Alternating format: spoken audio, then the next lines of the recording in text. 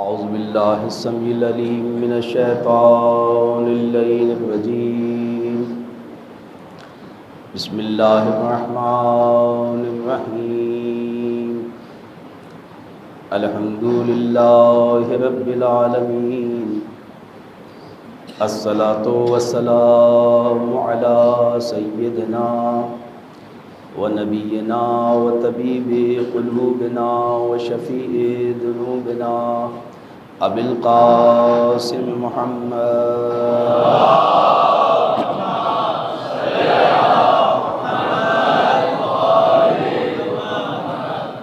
وعلی ولیہ ووصیہ وامینہ وخلیفتہ وذریتہ وباب الحکمہ سید الوصیین امیر المومنین علی ابن ابی طالب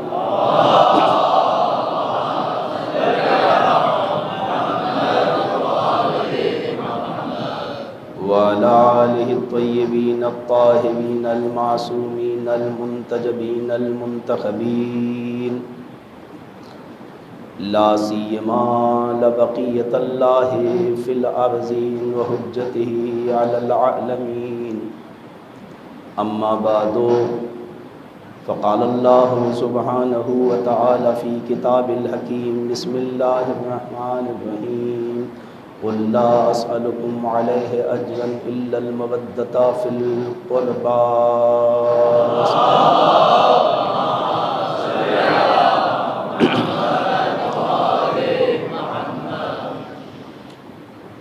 عزیزان محترم، نہایت ہی واجب الاحترام عزاداران، 19 شب کو امام کی ضرورت کی شب اور آج 19 کی جب صبح ہوئی تو جو واقعہ پیش آیا تاریخ کے صفحات اس واقعے کو بھلا نہ سکے۔ شقی ترین انسان نے سخی ترین انسان کے سر پہ جو ضربت لگائی، اور اس سے پہلے جو تاریخ میں اہل بیت علیہم السلام کے ساتھ واقعات پیغمبر کے جانے کے بعد پیش آتے رہے، مورخین ان واقعات کے بارے میں مشکوک رہے، حتیٰ لکھنے والے بھی یقین نہ کر سکے۔ کیا یہ ممکن ہے کہ حضرت زہرا کے گھر کو جلا دیا جائے؟ کیا یہ ممکن تھا کہ علی کے گلے میں رسی ڈال دی جائے؟ کیا یہ ممکن ہے کہ فاطمہ کی پسلیاں توڑ دی جائیں؟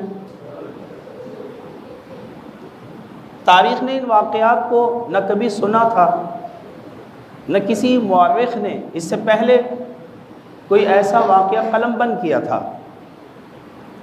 آدم سے لے کے خاتم تک کسی بھی نبی کی بیٹی کے ساتھ وہ ظلم نہیں ہوا جو پیغمبر کی بیٹی کے ساتھ کوفہ و شام میں ہوا۔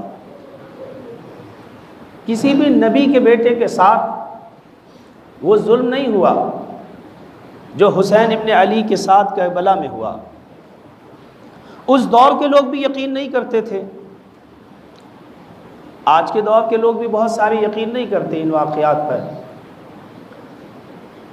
ان کے ذہن میں ہمیشہ سے یہ سوال ابھرتا رہا، ابھرتا ہے، اعتراض ابھرتا تھا، ابھرتا ہے کہ کیا ہوا تھا پیغمبر کے جانے کے بعد؟ اتنے سارے صحابی تھے جو ہمیشہ پیغمبر کی خدمت میں ہوتے تھے، ایک دن کی بات تو نہیں تھی، ایک تو واقعہ نہیں تھا، ایسا تو نہیں تھا کہ ایک آدمی ایک بزم میں تھا اور دوسری میں نہ تھا۔ اور جس میں پیغمبر نے کوئی بات کہی تھی اہل بیت کے بارے میں وہ اس بزم میں نہ تھا۔ پیغمبر نے تو ابھی رسالت میں پہلا قدم رکھا تھا، رسالت کا آغاز ہی یہاں سے تھا۔ علی کو قریب بلا کے کہتے ہیں یہ میرا بھائی ہے، یہ میرا وصی ہے، یہ میرا جانشین ہے، یہ میرا خلیفہ ہے، اس کی بات کو سنو، اس کی اطاعت تمہارے اوپر واجب قرار دے دی گئی ہے۔ یہ آغاز رسالت ہے۔ اور اس کے بعد پیغمبر کا جب آخری قدم تھا تب بھی پیغمبر نے علی ہی کا ہاتھ بلند کر کے کہا تھا من کنت مولا فہذا علی مولا۔ غدیر میں سب موجود تھے، بیعت سب نے کی تھی، مولا کا اقرار سب نے کیا تھا۔ پیغمبر کی مسلسل کوشش تھی اہل بیت کو پہچنوایا جائے، اہل بیت کا تعارف کرایا جائے۔ ہر صحابی وہاں جانتا تھا، ہر آدمی وہاں جانتا تھا، حتیٰ کہ سلیم ابن قیس جو مولا کائنات کے شاگرد ہیں، جب آپ آئے ہیں مدینے میں تو یہ واقعہ ہو چکا تھا۔ آپ کو بھی یقین نہیں آیا کہ کیا یہ ممکن ہے اتنی تاکیدات کے بعد جس گھر پہ اللہ کا رسول کھڑا رہا ہو اور سلامی دیتا رہا ہو السلام علیکہ یا اہل بیت النبوہ،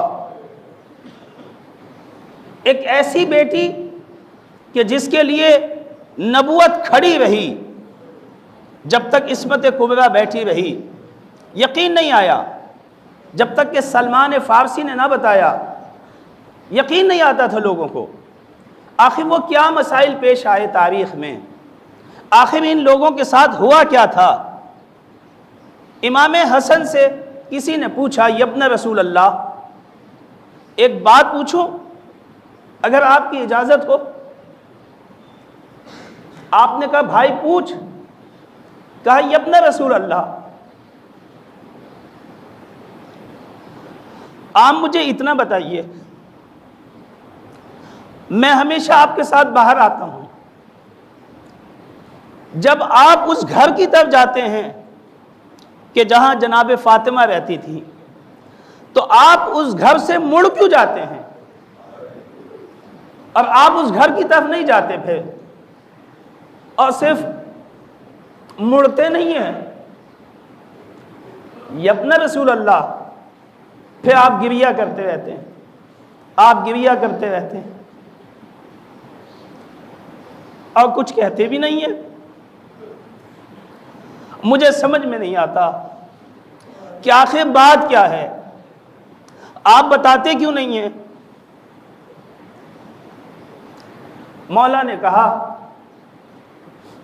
مجھے اپنا بچپنا یاد آ جاتا ہے، جب میں اس گھر کی طرف جاتا ہوں تو مجھے وہ وقت یاد آ جاتا ہے کہ جب میری ماں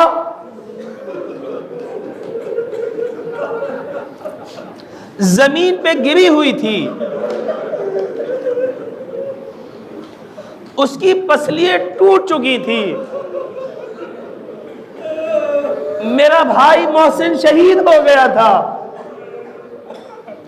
ہمارے گھر میں آگ لگی ہوئی تھی، اور میں اس گلی میں لوگوں کو بلا رہا تھا اے لوگوں آؤ ہماری مدد کرو۔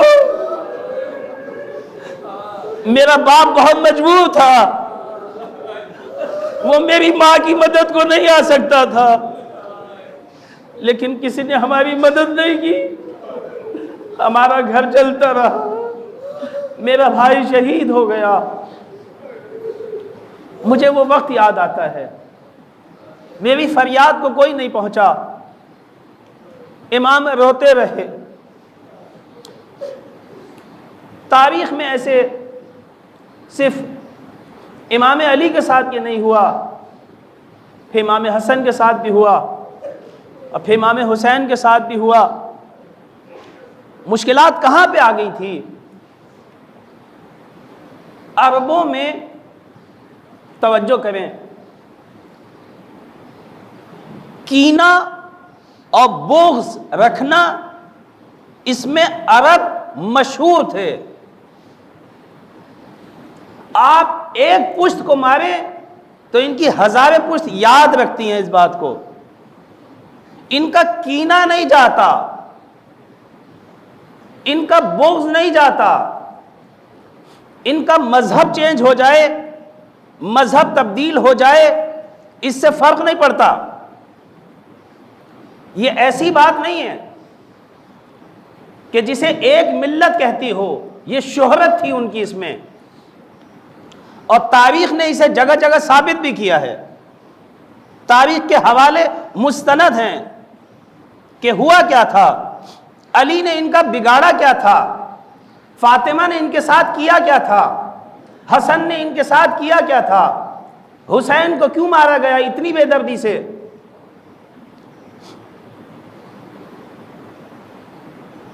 ایک صفت کینہ اور بغض ہے،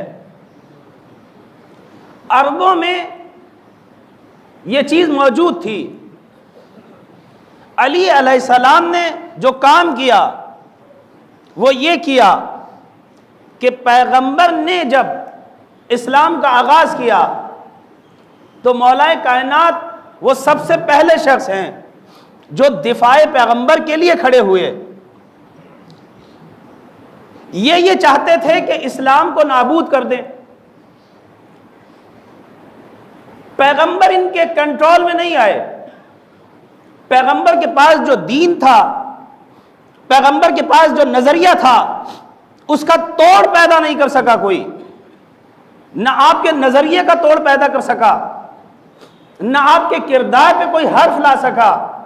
جب اسے توڑ نہ سکے تو پھر چاہتے یہ تھے کہ پیغمبر کو قتل کر دیں۔ کوششیں بھی کی گئیں، تاریخ نے ان واقعات کو ثبت کیا۔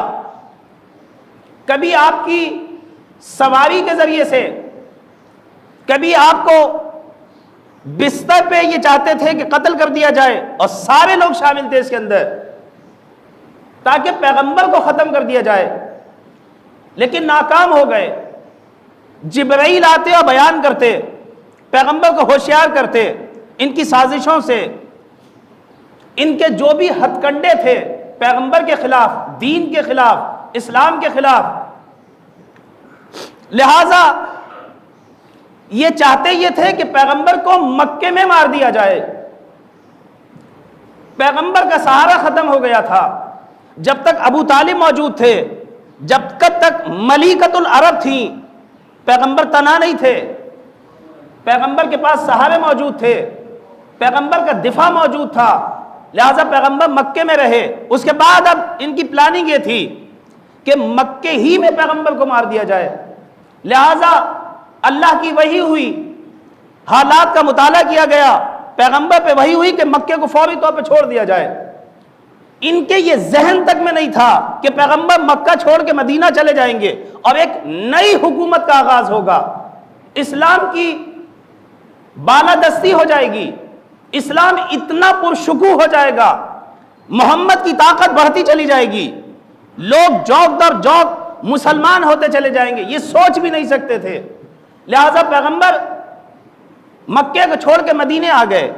جیسے ہی مدینے میں آئے، سازشیں تیار ہو گئیں کہ اگر دین نے مدینے میں پیر جما لیے تو جہاں ان کے پیر جمے ہوئے نہ تھے، جہاں پہ محمد اکیلے تھے، جہاں پہ ان کی طاقت کم تھی، وہاں بھی ہم ان کا مقابلہ نہ کر سکے۔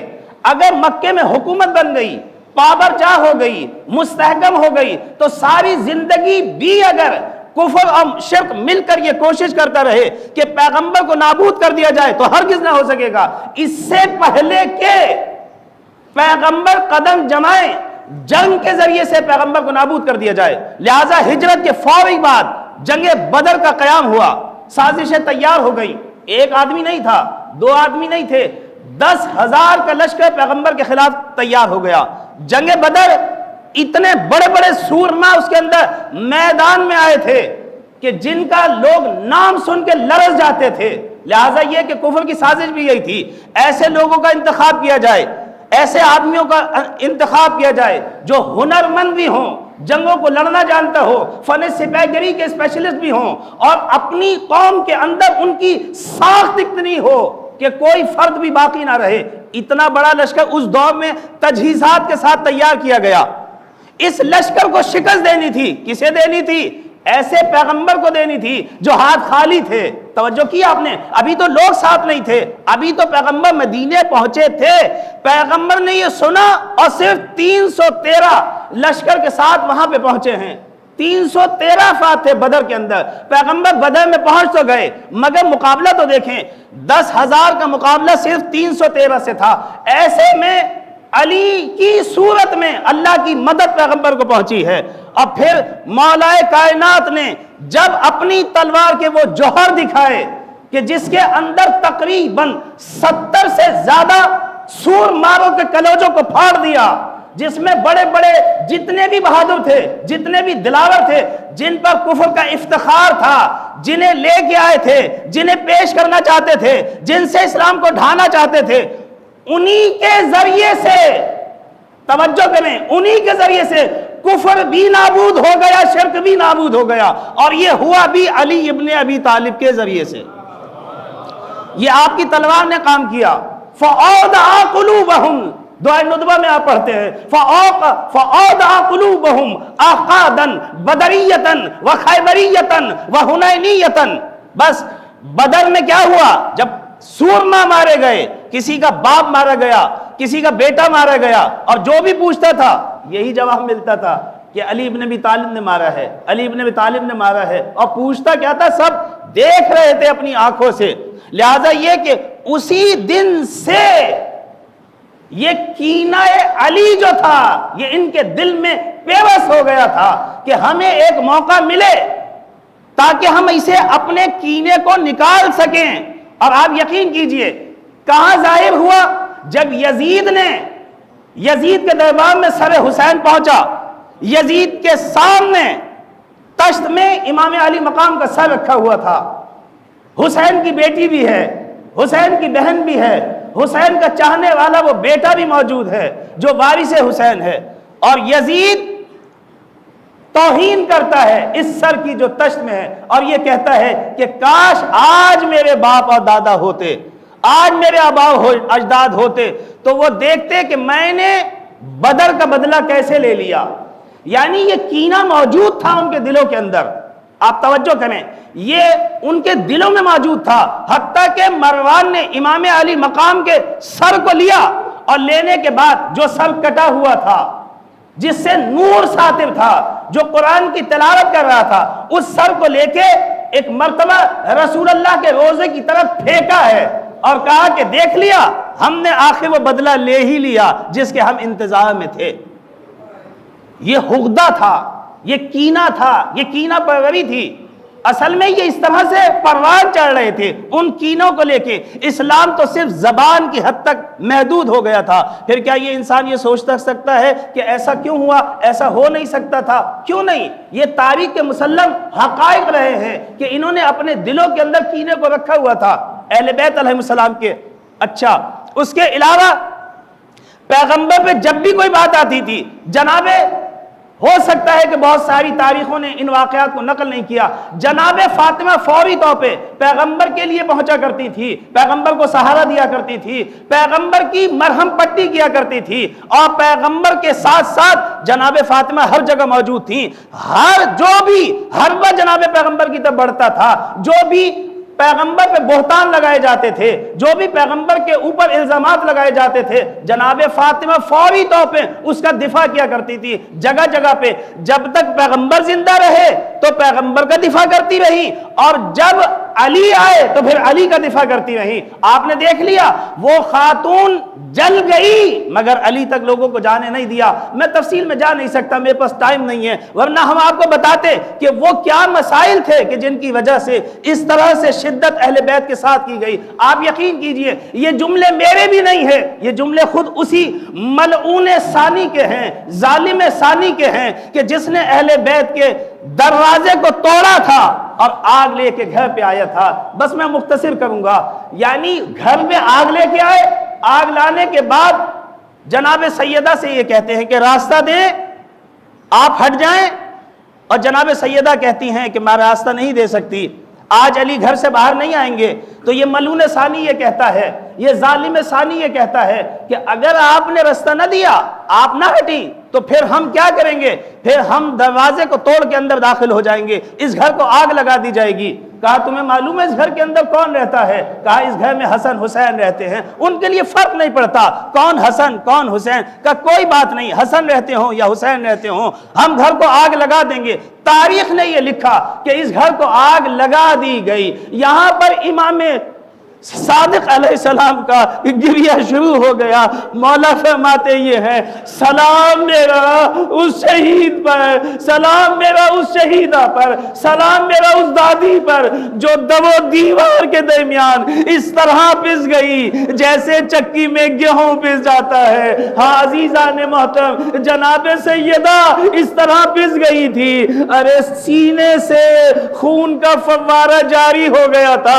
امام صادق علیہ السلام سے صحابی یہ پوچھتا ہے، یبنا رسول اللہ ایک بات پوچھوں، آپ ہمیشہ اپنی دادی کا جب تذکرہ کرتے ہیں تو روتے بہت ہیں، آپ یہ کہتے ہیں کہ ان کے سر کے بال سفید ہو گئے تھے، آپ یہ کہتے ہیں ان کی قبر جھک گئی تھی، یبنا رسول اللہ مجھے صرف اتنا بتائیے کہ ان کی عمر کتنی تھی؟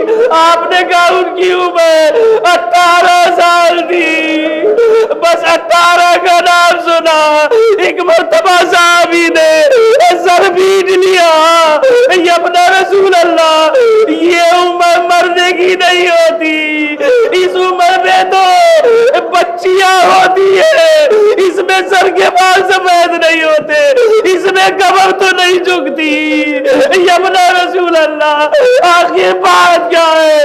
کہا تجھے نہیں معلوم، ارے میری دادی پر اتنے ظلم ہوئے، اتنے ستم ہوئے، یہ مرثیہ پڑھتی تھی، سبت علیہ مصائب لو انہا سبت علی الایام زرن لیالیا۔ اے بابا تیرے چلے جانے کے بعد مجھ پہ اتنی مصیبتیں پڑی، اگر دنوں میں پڑتی یہ رات میں تبدیل ہو جاتے، اگر پہاڑوں میں پڑتی یہ ریزہ ریزہ ہو جاتے۔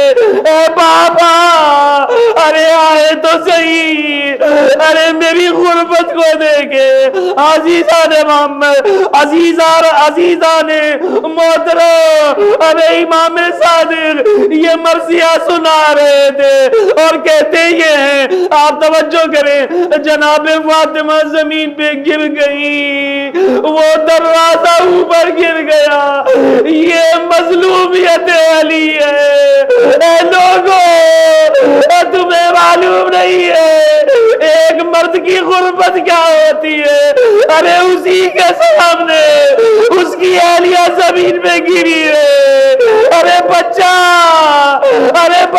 ختم ہو جائے، ارے اہلیہ کی پسلیاں ٹوٹ جائیں، وہ چلاتی رہے، یا فزتو خذینی، اے فزاؤ ارے مجھے بچاؤ۔ مگر علی اتنا غریب تھا، اتنا مجبور تھا، فاطمہ کی مدد کو نہ جا سکے۔ عزیزان محترم یہ ظالم کہتا ہے، بس میں نے مختصر کیا، یہ ظالم کہتا ہے میں ایک مرتبہ آگے بڑھا، ارے پیغمبر کی بیٹی تڑپ رہی تھی، جلا ہوا دروازہ پیغمبر کی بیٹی کے اوپر تھا، لیکن میں پیغمبر کی بیٹی کو کچھ کہنا نہیں چاہتا تھا، میرا کام علی سے تھا، میں علی کی طرف جیسے ہی دوڑا، ایک مرتبہ پیغمبر کی بیٹی پہ نگاہ پڑی، وہ تڑپ رہی تھی، ارے میں علی کے پاس جانا چاہتا تھا تاکہ علی کی گردن میں رسی کو ڈال کے کھینچا جائے۔ ابھی ایک مرتبہ پڑا تھا، ذہن میں خیال آیا، ارے یہی تو ہے، ارے یہی تو ہے جس نے پیغمبر کو بھی بچایا ہے، جو علی کو بھی بچا رہی ہے۔ بس یہ خیال آیا، میں واپس پلٹا اور ایک مرتبہ میں نے اپنا پاؤں ارے اس دروازے پہ رکھا جس کے نیچے زہرا موجود تھی، ابھی تڑپ رہی تھی۔ ارے میں نے اتنا دباؤ کو بڑھایا، فاطمہ کی چیخیں نکلی، پسلیاں ٹوٹ گئی، ماں سے شہید ہو گئے۔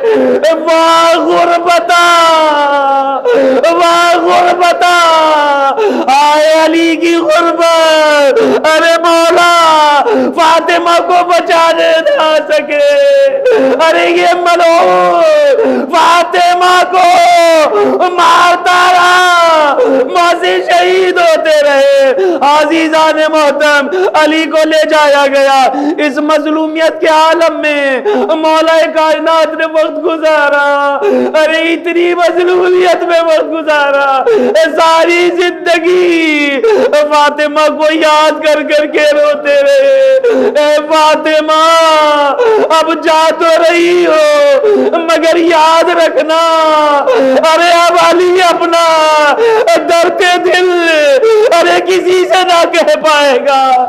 رسول کی بیٹی آپ ہی تھی جن سے کہتا تھا 40 سال، ارے 40 ہجری آ گئی، علی کی غربت تو دیکھیں، آج ہی کا دن تھا، ارے مختصر کیا، مولا محراب میں آ گئے، ارے ظالم کو بیدار کیا۔ ایک مرتبہ ارے نماز فجر میں ابن ملجم نے ارے محراب میں ایک ایسی ضربت ماری، ارے علی کا سر 2 حصوں میں تقسیم ہو گیا، آواز دی فزت ورب الکعبہ، رب کعبہ کی قسم ارے میں کامیاب ہو گیا۔ ایک مرتبہ ضربت کا لگنا تھا، جبرائیل امی آوازیں دیتے رہے، قد قتلا امیر المومنین، قد قتلا امیر المومنین، یہ آوازیں بلند ہوئی، یہاں سے حسن دوڑے، ارے وہاں سے حسین دوڑے، بابا کے پاس آئے، اب جو دیکھا ارے سر 2 حصوں میں تقسیم ہو چکا تھا، ارے علی کو اٹھانا چاہتے، ارے خون ٹپک رہا تھا، اٹھا لیا، اٹھ نہ پا رہے تھے۔ میں کہوں گا بس آخری جملہ، ارے مولا آپ کو اٹھایا تو گیا، آپ کے بیٹے تو آئے، حسن بھی آ گئے، حسین بھی آ گئے، ارے آئے کربلا کا مسافر، ارے قتل ہوتا رہا سید سجاد۔